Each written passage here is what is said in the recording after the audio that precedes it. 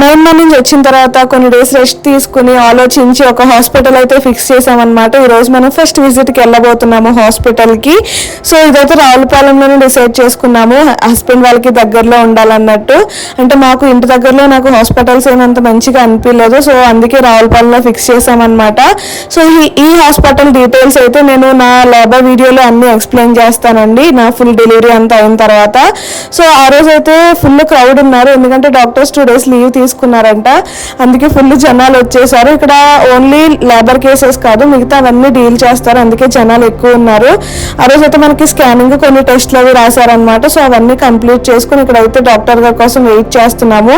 ఆ రోజు క్రౌడ్ ఎక్కువ ఉన్నారు కదా, మాకైతే చాలా ఇబ్బంది అయిపోయింది అండ్ భయం కూడా వేసింది, ఏంటి ఇంతమంది ఉన్నారని చెప్పేసి.